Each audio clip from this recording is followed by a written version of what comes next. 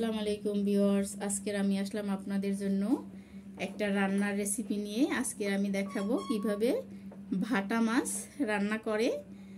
তো ভালো লাগলে আপনারা এভাবে রান্না করে দেখতে পারেন।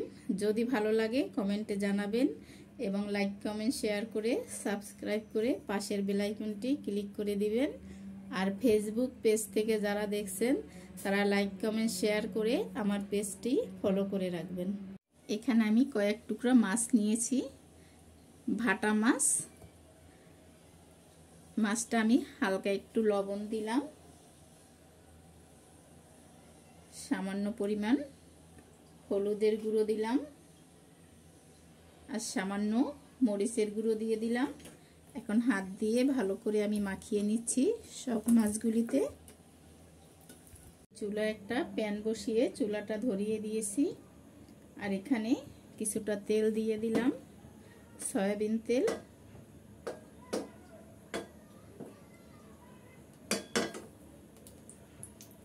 তেলে আমি মাছটা ভেজে নেব।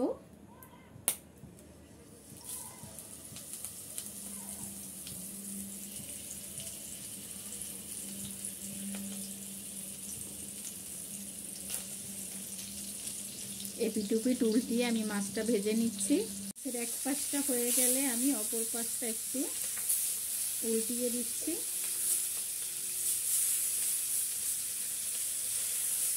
আর এ পাশটাও এইভাবেই লাল লাল করে একটু ভেজে নিচ্ছি। এপিটুপিট দুই পিটি মাছটা ভাজা হয়ে গেছে। এখন আমি চুলা থেকে উঠিয়ে নিচ্ছি।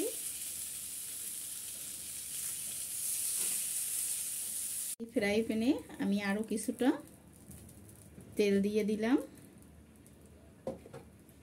সাথে কিছুটা পেঁয়াজ কুচি।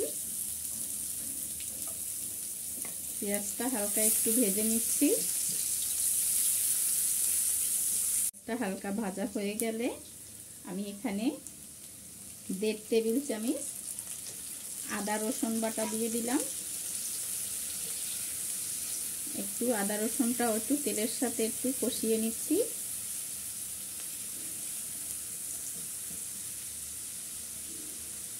এর সাথে আমি 1/2 চামচ হলুদের গুঁড়ো, 1 চামচ মরিচের গুঁড়ো, 1/2 চামচ জিরের গুঁড়ো, 1/2 চামচ ধনিয়ার গুঁড়ো, পরিমাণ মতো লবণ আর সাথে সামান্য একটু পানি দিয়ে আমি মশলাটা সুন্দর মতো কষিয়ে নিচ্ছি, যাতে মশলার কাঁচা গন্ধ চলে যায়। কিন্তু কষানো হয়ে গেছে। এখন আমি মাছগুলো এক এক করে দিয়ে দিচ্ছি।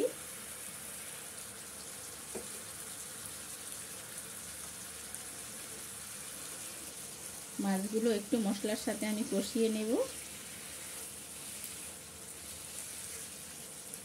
তাই একটু মশলাটা ঢুকলে তারপর আমি উল্টিয়ে দিচ্ছি। আমি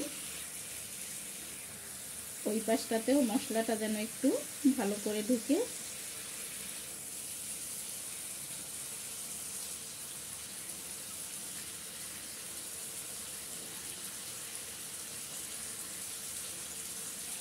এই পাশটাও হালকা একটু মশলার সাথে কষিয়ে আমি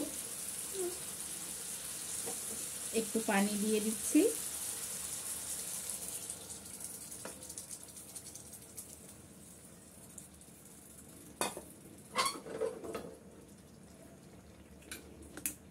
আর এখানে উপর থেকে আমি কিছুটা টমেটো কুচি করে রেখেছি, একটা টমেটো দিয়ে দিলাম।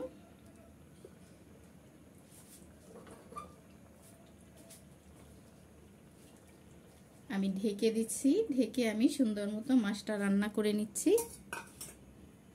দেখেন মাছটা কিন্তু আমার রান্না হয়ে গেছে। এখন আমি সামান্য জিরা